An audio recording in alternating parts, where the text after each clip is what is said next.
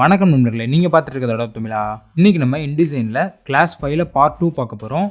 நேற்று வந்து working with டெக்ஸ்ட்டில் வந்து கேரக்டர் பேனல் மெயினாக பார்த்தோம். இன்றைக்கி வந்து பேராகிராஃப் பேனல் பார்க்க போகிறோம். ப்ளஸ் அடிஷ்னல் இன்ஃபர்மேஷனும் நிறையா பார்க்க போகிறோம். இன்டிசைன் கிளாஸஸ் அப்படின்ற பிளேலிஸ்ட்டில் வந்து நம்ம போட்ட எல்லா கிளாஸுமே இருக்கும். செக் பண்ணி பார்த்துக்கோங்க. நீங்கள் நம்ம சேனலில் இப்போ தான் முதல் தடவை பார்த்துட்டு இருக்கீங்கன்னா மறக்காமல் சப்ஸ்கிரைப் பண்ணிட்டு பாருங்கள். சரி, வாங்க வீடியோக்குள்ளே போகலாம்.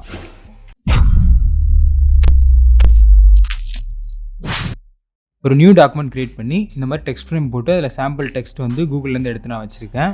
ஃபஸ்ட்டு வந்து பேராகிராஃப்னால் என்னென்னு நம்ம தெரிஞ்சுக்கணும்.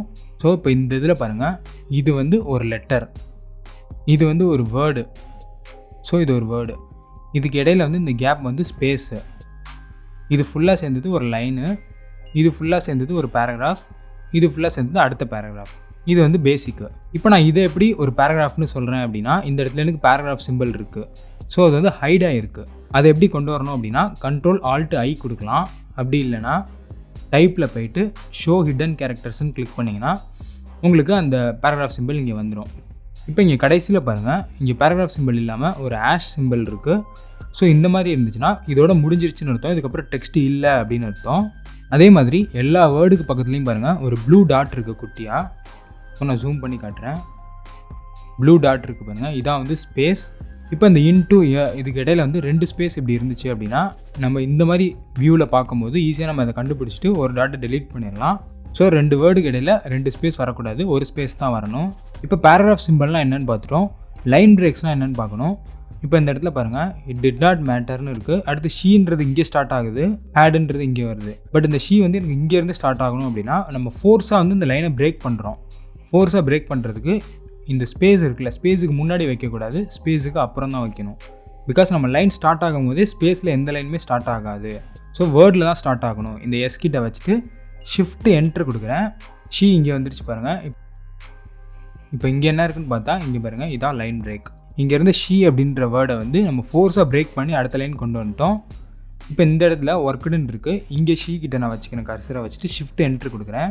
இப்போ நான் Ctrl+Alt+I போட்டு ஹைட் பண்ணிடுறேன். ஸோ இப்போ நீங்கள் நார்மலாக பார்த்தீங்கன்னா உங்களுக்கு இதோட ஒரு பேராகிராஃப் முடிஞ்ச மாதிரி தெரியும். பட் இதோட பேராகிராஃப் முடியல. இந்த இடத்துல நம்ம லைன் பிரேக் தான் பண்ணியிருக்கோம். அது வந்து எப்போவுமே ஹிடன் கேரக்டர்ஸ் வச்சு தான் ஒர்க் பண்ணணும் டெக்ஸ்ட் ஒர்க் பண்ணும்போது. ஸோ Ctrl+Alt+I போட்டுக்கோங்க. இப்போ இதை டெலீட் பண்ணணும் அப்படின்னா இந்த ஸ்பேஸ் அண்ட் இதை சேர்த்து ஒரு ஸ்பேஸ் பார் தட்டினீங்கன்னா ஒரு ஸ்பேஸ் மட்டும்தான் வரும், அந்த இது டெலீட் ஆகிடும். ஸோ இப்போ லைன் பிரேக்குக்கும் பேராகிராஃப் சிம்பிளுக்கும் இருக்க டிஃப்ரென்ஸ் வந்து உங்களுக்கு புரிஞ்சிருக்கும். இப்போ ஓவராலாக பேராகிராஃப்ஸோட பேசிக்ஸ் பார்த்துட்டோம். அடுத்து பேராகிராஃப் பேனல் ஓப்பன் பண்ணலாம். Ctrl+Alt+T போட்டுக்கோங்க. அப்படி இல்லைனா டைப்பில் போயிட்டு பேராகிராஃப் கிளிக் பண்ணிக்கோங்க. இப்போ இந்த டெக்ஸ்ட்டில் வந்து நான் டபுள் கிளிக் பண்ணிவிட்டு Ctrl+A போட்டுக்கிறேன். தென் பேக் ஸ்பேஸ் கொடுத்து டெலீட் பண்ணிக்கிறேன். இந்த டெக்ஸ்ட் ஃப்ரேம் வந்து இந்த மார்ஜின் அளவுக்கு நான் ஃபுல்லாகவே போட்டிருக்கேன். ஸோ ரைட் கிளிக் பண்ணி ஃபில் வித் பிளேஸ் ஹோல்டர் டெக்ஸ்ட்னு ஒரு ஆப்ஷன் இருக்கும். இதை கிளிக் பண்ணிங்கன்னா ஏதோ ஒரு லாங்குவேஜில் சும்மா டெக்ஸ்ட் வந்து பேஸ்ட் ஆகும். ஸோ இப்போ இதில் பாருங்கள் எத்தனை பேராகிராஃப் இருக்குது பாருங்கள், எல்லாமே பேராகிராஃப் சிம்பிள் தான். இதில் நான் இங்கேருந்து கீழே வரைக்கும் மட்டும் டெலீட் பண்ணிக்கிறேன். ஸோ இந்த பேராகிராஃப் வச்சு தான் நம்ம இந்த பேனல்ஸ் ஃபுல்லாகவே பார்க்க போகிறோம். இதில் கடைசியில் பாருங்கள், இங்கே பேராகிராஃப் சிம்பிள் இருக்குது, அதுக்கடுத்து கீழே வந்து ஆஷ் இருக்குது. ஸோ இந்த மாதிரி இடத்துல இந்த பேராகிராஃப் சிம்பிள் நமக்கு தேவையில்லை, டெலீட் பண்ணிடலாம். பிகாஸ் இதோட நமக்கு டெக்ஸ்ட் முடிஞ்சிருது. இதில் ஃபர்ஸ்ட் வந்து மேலே அலைன்மெண்ட் ஆப்ஷன்ஸ் இருக்குது. இந்த அலைன்மெண்ட் ஆப்ஷன்ஸ் கொடுக்கறதுக்கு நம்ம டெக்ஸ்ட்டை செலக்ட் பண்ணி கொடுக்கணும்னு அவசியம் இல்லை. நமக்கு தேவைப்பட்டால் இப்போ இதை மட்டும் நம்ம அலைன்மெண்ட் பண்ணணும் அப்படின்னா அதை செலக்ட் பண்ணி நம்ம கொடுத்துக்கலாம். பட் நம்ம ஓவராலாகவே அலைன்மெண்ட் மாற்றணும் அப்படின்னா ஜஸ்ட் எஸ்கேப் கொடுத்துக்கிறேன். மூவ் டூல் வந்துட்டு இந்த ஃப்ரேம் மட்டும் செலக்ட் ஆகிடும். இப்போ நமக்கு டிஃபால்ட்டாகவே வந்து லெஃப்ட் அலைன்மெண்ட்டில் தான் இருக்கும். இது அடுத்து வந்து சென்ட்ரல் அலைன்மெண்ட். இதை கிளிக் பண்ணிங்கன்னா எல்லாமே சென்ட்ரல் அலைன் ஆகிடும். இப்போ ஒரு ப்ரௌசர் பண்ணுறீங்க அப்படின்னா அதில் டைட்டில் வந்து மேக்ஸிமம் சென்ட்ரல் அலைன்மெண்ட்டாக தான் நம்ம வைப்போம். ஸோ அந்த மாதிரி இடத்துல வந்து ஒரே ஃப்ரேமில் டைட்டில் டெக்ஸ்ட் எல்லாமே போட்டிருந்தீங்க அப்படின்னா அந்த டைட்டில் மட்டும் செலக்ட் பண்ணி சென்ட்ரல் அலைன்மெண்ட் கொடுத்துக்கலாம். இந்த மாதிரி இடத்துல சென்ட்ரல் அலைன்மெண்ட்லாம் யூஸ் ஆகும். அடுத்து ரைட் அலைன்மெண்ட். ஸோ ரைட்டில் வந்து அலைன் ஆகிடுச்சு இப்படி, அதாவது இப்படி ரீட் பண்ணிவிட்டு இங்கே முடிக்கிற மாதிரி. இதெல்லாம் ரொம்ப வெரி பேசிக் தான். அடுத்து இருக்கிறது வந்து ஜஸ்டிஃபை அப்படின்றது லெஃப்ட்டில் ஆரம்பித்து ரைட் வரைக்கும் ஃபுல்லாகவே போயிடும். அதே மாதிரி அடுத்த லைனும் லெஃப்ட்டில் ஆரம்பித்து ஃபுல்லாகவே ரைட் வரைக்கும், இந்த மாதிரி ஃபுல்லாகவே பேலன்ஸ் ஆகி வரும். ஸோ இந்த பேராவில் லாஸ்ட் லைன் மட்டும் லெஃப்ட் அலைனில் இருக்கும். இதுவும் ஜஸ்டிஃபைல இருந்துச்சு அப்படின்னா இந்த கப்டஸ் அப்படின்ற இந்த வேர்டு வந்து ஃபுல்லாக ஸ்ப்ரெட் ஆகிருக்கும். அது பார்க்குறதுக்கு நல்லா இருக்காது. இப்போ லெஃப்ட்டுக்கும் ஜஸ்டிஃபைக்கும் என்ன டிஃப்ரென்ஸ்னு உங்களுக்கு தெரியும். இங்கே பாருங்கள், லெஃப்ட்னா இந்த மாதிரி இந்த லைன் வந்து இதோட முடிச்சுட்டு அடுத்த லைன் வந்து பிரேக் ஆகி இங்கே வந்துடும். ஸோ இந்த இடத்துல ஒரு ஈவனாகவே இருக்காது, லெஃப்ட்டில் மட்டும்தான் ஈவனாக இருக்கும். பட் ஜஸ்டிஃபை அப்படின்னா 2 சைட்லையுமே ஈவனாக இருக்கும். அதுக்கேற்ற மாதிரி இடையில உள்ள ஸ்பேஸ் வந்து அட்ஜஸ்ட் பண்ணிக்கும். அடுத்த ஆப்ஷன் வந்து ஜஸ்டிஃபை சென்டர். லாஸ்ட் லைன் மட்டும் லெஃப்ட்டில் அலைன் ஆகாமல் சென்ட்ரல் அலைன் ஆகிடும்.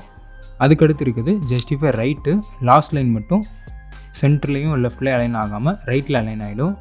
அதுக்கடுத்த ஆப்ஷன் தான் ஜஸ்டிஃபை ஆல் லைன்ஸுன்றது. இதை கிளிக் பண்ணிங்கன்னா எல்லா லைனுமே ஈவனாக அலைன் ஆகிறதுக்கு ட்ரை பண்ணும். பட் அப்படி பண்ணுறதுல நமக்கு வேர்ட்ஸ்க்கு இடையில நிறையா கேப் வரதுக்கு நிறையா சான்சஸ் இருக்குது. ஸோ இது பார்க்குறதுக்கு கொஞ்சம் அசிங்கமாக இருக்கும். அதனால் இந்த அலைன்மெண்ட் வந்து மேக்ஸிமம் அவாய்ட் பண்ணிடலாம். ஒன்று ஜஸ்டிஃபை லெஃப்ட்டு இல்லை ஜஸ்டிஃபை ரைட்டு யூஸ் பண்ணிக்கலாம். இப்போ நீங்கள் குறிப்பிட்ட இந்த ஃபஸ்ட் பேரா மட்டும் செலக்ட் பண்ணிவிட்டு எனக்கு இது மட்டும் ஃபுல்லாக லெஃப்ட் லைனில் வேணும் அப்படின்னா இது மட்டும் லெஃப்ட் லைனில் வச்சுக்கலாம். செலக்ட் பண்ணணும் அதுக்கு நீங்கள். இப்போ கண்ட்ரோல் ஏ போட்டு எல்லாத்தையுமே நான் லெஃப்ட் லைனில் வச்சுக்கிறேன். ஸோ இதில் வந்து ஃபர்ஸ்ட் ஆப்ஷன் என்னென்னு பார்ப்போம். இப்போ இந்த ஃபர்ஸ்ட் பேராவில் ஜஸ்ட்டு கர்சரை ப்ளேஸ் பண்ணிக்கிறேன். சும்மா ஒரு இடத்துல ப்ளேஸ் பண்ணிவிட்டேன். இந்த வேல்யூ இன்க்ரீஸ் பண்ணி பார்க்குறேன். நமக்கு வந்து ஓவராலாகவே லெஃப்ட்டில் வந்து ஃபுல்லாகவே மூவ் ஆகுது. ஸோ மார்ஜினை ஒட்டி இல்லாமல் இந்த மாதிரி மூவ் ஆகுது.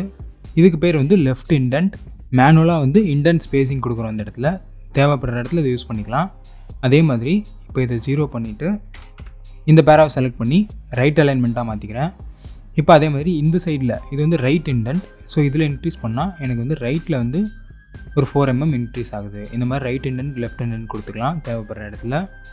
மேலே இங்கே இருக்க இந்த பேராகிராஃப் சிம்பிளுக்கு வந்து ஷார்ட்கட் கீ நான் சொல்லலை. ஸோ இந்த 4த்துக்குமே லெஃப்ட்டு ரைட்டு ஜஸ்டிஃபை சென்டர் இந்த 4த்துக்குமே வந்து ஷார்ட்கட் கீ நான் சொல்லலை. ஸோ அதை இப்போ சொல்கிறேன். இந்த செகண்ட் பேராகிராஃபை செலக்ட் பண்ணிக்கிறேன். கண்ட்ரோல் ஷிஃப்ட் ஆர் கொடுத்தா ரைட் அலைன்மெண்ட் ஆகிடும். கண்ட்ரோல் ஷிஃப்ட் எல் கொடுத்தா லெஃப்ட் அலைன்மெண்ட் ஆகிடும். கண்ட்ரோல் ஷிஃப்ட் சி கொடுத்தா சென்டர் அலைன்மெண்ட் ஆகிடும். கண்ட்ரோல் ஷிஃப்ட் ஜே கொடுத்தா ஜஸ்டிஃபை அலைன்மெண்ட் ஆகிடும். இந்த 4 தான் மேக்ஸிமம் நம்ம யூஸ் பண்ணுறது. Okay, back to the point. அடுத்து வந்து இந்த ஆப்ஷன் என்னென்னு பார்க்க போகிறோம். ஸோ இந்த பேராகிராஃப் செலக்ட் பண்ணிவிட்டு இதில் வந்து நான் ஜஸ்ட்டு வேல்யூ இன்க்ரீஸ் பண்ணுறேன். அப் ஏரை கொடுத்தா வேல்யூ வந்து இன்க்ரீஸ் ஆகும். டவுன் ஏரை கொடுத்தா டிக்ரீஸ் ஆகும். இதில் ஜஸ்ட்டு கர்சரை மட்டும் வச்சுக்கணும். இல்லை இதை கிளிக் பண்ணி கூட நம்ம இன்க்ரீஸ் பண்ணிக்கலாம். கர்சரை இங்கே வச்சுட்டு இப்போ நான் அப் ஏரை கிளிக் பண்ணுறேன். ஸோ 1 mm 2 mm இந்த மாதிரி இன்க்ரீஸ் ஆகுது. இப்போ இந்த பேராகிராஃபில் பாருங்கள், ஃபர்ஸ்ட் லைன் மட்டும் நமக்கு வந்து கொஞ்சம் கேப் விட்டு வந்துட்டுருக்கு. ஒரு பேராகிராஃப் ஸ்டார்ட் ஆகும்போது இந்த மாதிரி ஸ்டார்ட் பண்ணி நீங்கள் பார்த்துருப்பீங்க. ஸோ இந்த ஆப்ஷன் பேர் ஃபர்ஸ்ட் லைன் லெஃப்ட் இண்டென்ட். அடுத்து இது வந்து லாஸ்ட் லைன் ரைட் இண்டென்ட். அப்படியே இதுக்கு ஆப்போசிட் தான். இந்த லாஸ்ட் லைன் ரைட் இண்டென்ட் ஆப்ஷனை ப்ரிவியூ பண்ணி பார்க்குறதுக்கு நமக்கு இது வந்து ரைட் அலைன்மெண்ட்டாக இருக்கணும். ஸோ கண்ட்ரோல் ஷிஃப்ட் ஆர் கொடுத்துக்கிறேன். ரைட் அலைன்மெண்ட் ஆகிடுச்சு. இப்போ வந்து இங்கே நான் கர்சரை வச்சுட்டு இன்க்ரீஸ் பண்ணுறேன். ஸோ நமக்கு லாஸ்ட் லைன் மட்டும் பாருங்கள் கொஞ்சம் மூவ் ஆகி வந்துட்டுருக்கு. அடுத்த ஆப்ஷன் வந்து ரொம்ப ஃப்ரீக்வெண்ட்டாக நம்ம யூஸ் பண்ணுவோம். ஸ்பேஸ் பிஃபோர், ஸ்பேஸ் வந்து ஆஃப்டர் இது. ஸோ இப்போ இந்த தேர்ட் பேரால் ஜஸ்ட் ஒரு கிளிக் பண்ணிக்கிறேன். இதில் கர்சரை வச்சுட்டு அப்பேரை ப்ளஸ் பண்ணி இன்க்ரீஸ் பண்ணுறேன். நமக்கு இந்த பேராகிராஃப்க்கு முன்னாடி வந்து ஸ்பேஸ் வந்து இன்க்ரீஸ் ஆகுது. அதாவது கர்சரை இங்கே வச்சுருக்கேன். இதை இன்க்ரீஸ் பண்ணும்போது இந்த பேராகிராஃப்க்கு பிஃபோரில் வந்து ஸ்பேஸ் இன்க்ரீஸ் ஆகுது.